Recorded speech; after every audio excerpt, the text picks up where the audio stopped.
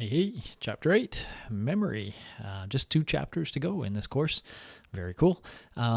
Sometimes I have a little bit of trouble teaching this chapter, I'll admit, because it's one of the chapters I actually know a lot about.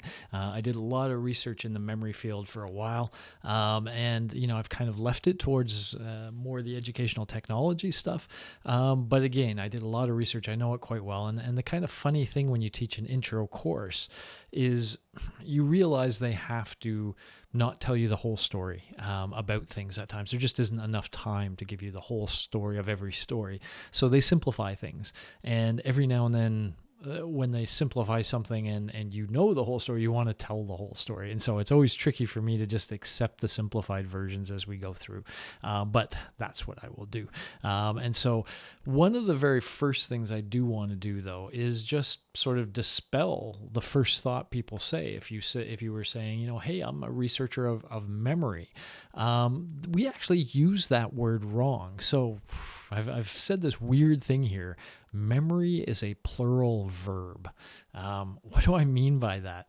You'll have a good sense as we go through, but I'll tell you now, and I'll give you a sense. So what do I mean by plural is there is no one memory system within you. There are multiple memory systems within you. So you have memories within any system, but you actually have distinct memory systems. So plural, you have different memory systems. And verb, because when we talk about memory, it sounds like a noun. I have a bad memory, or I have a good memory. It sounds like a noun, but in fact, remembering involves a process to store the information and processes to retrieve the information. So memory is more like a verb. It's an action than it is a person, place, or thing. It's not really a thing. It's a way that information can get stored into our minds and then used later. I just want to unpack this a little bit more. So let's jump in just here first of all, and I want a couple of examples for you. So very often when we think of memory, we think of what we are now going to call episodic or autobiographical memory. And so what we mean by that is I might say to you, hey, what do you remember from high school? Tell me some of your favorite memories from high school. And what I'm asking you for there is for you to kind of recount some episodes from your life, autobiographical, your life. And some of the episodes we also call this episodic memory because it is you recounting experiences you had. And often that's when we talk about, hey, have you been to Jamaica? What do you remember about your trip to Jamaica? And we want to hear about people's memories, what they remember doing. And yes, this is one form of memory. It's a form of conscious memory, our ability to recreate past experiences in our minds. And there's a couple of things I would suggest you take a look at in this regard to understand how important that autobiographical memory is. So I have Blade Runner versus Clive Waring. Let's start with Blade Runner, which I'm implying down there. Blade Runner is a science fiction movie. It's a science fiction movie about a time when humans started to create androids, robots. And because they're living with these androids, they kept making them more and more human. So there became this sort of race of how human can an android be. And they reached a point where they could physically make an android look exactly like a human. But now they wanted to make it even more human. So here's what they did. They implanted memories in the android. So, the android might have been built as, say, a 25-year-old person, but when it was built, that android would include memories of itself as a 2-year-old, as a 4-year-old, as a 6-year-old, as a 12-year-old, etc. It could recount those memories, and it believed they were their own. And that's the critical thing. Suddenly, the idea was these androids no longer knew they were androids. They had memories of different things that happened in their life, and those memories made them feel like a unique individual. That's what our memories do, right? They kind of define the path of our life. And so the idea was by giving these androids these memories, they themselves could become very human. And so it's fascinating. I won't tell you the whole story. There's this guy that has to hunt the androids and et cetera, et cetera. It's a very interesting, dark science fiction, futuristic story. And by the way, I'm talking about the old Blade Runner with Harrison Ford. And I assume the new Blade Runner kind of follows from that. I don't think I've seen it. But the old one is cool. Check it out. But again, that idea that our memories make us who we are. And if you want to see that from the flip side, go to YouTube and look for videos about Clive Wearing. Clive Wearing is a British gentleman that was a very good musician and a very good musical conductor of classical music. And so he could play piano very well, he could sing very well, but he was really famous for conducting orchestras. And at some point in his life, he conducted herpes encephalitis. Often people have herpes and it's no big deal. Uncomfortable, problematic, but not life-changing in any significant way. Every now and then, herpes can turn into an infection, and it can cause significant brain damage. And that is what happened to Clive. He had very significant brain damage in a lot of the key areas of the brain that are involved in memory, both sort of hippocampal areas. We're going to talk about the role of the hippocampus a little bit in storing memories, also in some of his frontal regions, which help us retrieve memories. And so Clive became a human being who cannot remember anything about his past. And he cannot lay down new memories either. Like if he has some experience today, right now, then half an hour from now, that experience will be gone. And so it's fascinating. There's documentaries about Clive, and it's fascinating. He keeps a journal, and he keeps writing in his journal things like, today I am awake for the first time. And, I'm going to try coffee for the first time. Everything's the first time because he can never remember doing anything, even being awake before. He literally is living in the now. And you can tell him something. You can say, hey, how you doing? My name's Steve. He's like, oh, yeah, okay, cool. What's my name? No idea. It just, nothing sticks. Well, not nothing. So the interesting thing is there's a weird love story to Clive. This is Clive's wife, and Clive recognizes his wife. He knows it's his wife, and he loves her very much, and he shows that love, but he shows that love almost to a fault. She can just leave the room, and when she returns to Clive, it is like he has not seen her in months. And he greets her in this beautiful, oh, so nice to see you. Oh, it's been I missed you so much. So great. But he does this when she goes to the kitchen and comes back. He's continually treating her like it's the first time he's seen her in a long time. And it's simultaneously beautiful and really sad. And so when you look at Clive and when you kind of imagine a life like that, you can get a really good sense of how important these memories are for helping us think of ourselves as a person. I am a person. I'm a person that went to graduate school and had these experiences and moved to here and there and, married this person and et cetera, et cetera. That's sort of who we are. And when all of that is gone, we are gone.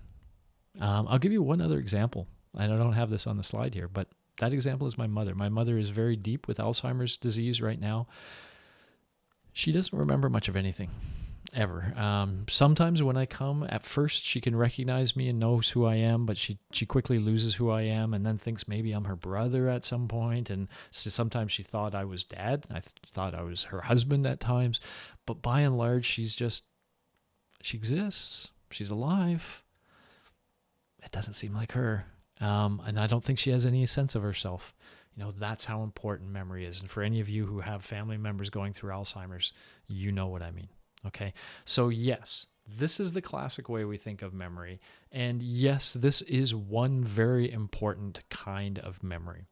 But here's let's go into the bigger story here. But from a psychological perspective, when we in psychology say we're studying memory, we think that memory is playing a role anytime some past experience is affecting your current behavior. Okay? Anytime the past is affecting you now, that's a memory influence.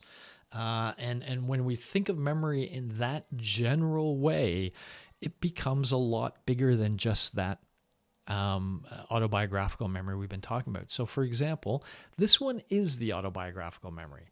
Remembering what you ate last night. So if I ask you, what did you eat last night? Probably when you answer that question, you have a sort of episode come to mind. You can see where you were, who you were with. Maybe if there was music playing, you can kind of imagine that music playing. The episode of your dinner replays, and part of that includes what you ate. And so you can tell me what you ate, no problem, but part of it is that whole episode. Okay, so that is the autobiographical sense when you have a question like that.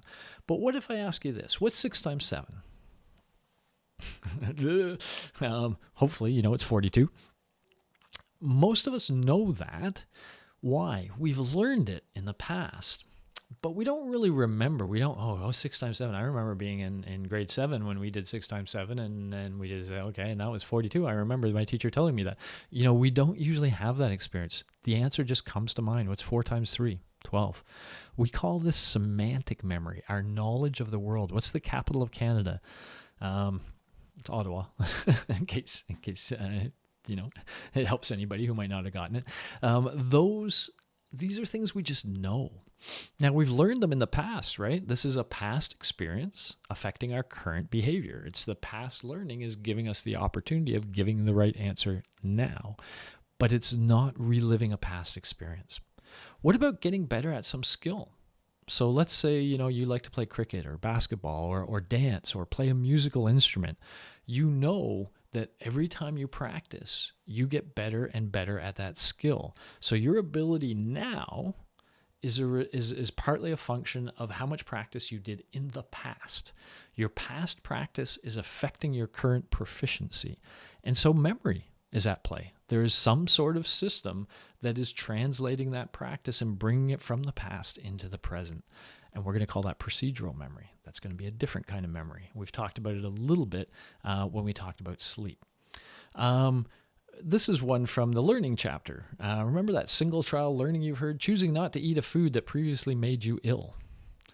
You know, we don't think of that as memory. We think of that as preference. No, I don't like that food. No. I don't like it. If someone asks you why, maybe you say, oh yeah, well, I remember actually, yeah. So it could turn into an autobiographical memory. Like, oh yeah, I remember I ate that once and I got really, really, really sick. But sometimes we don't even remember that anymore. We don't remember the event that made us dislike something.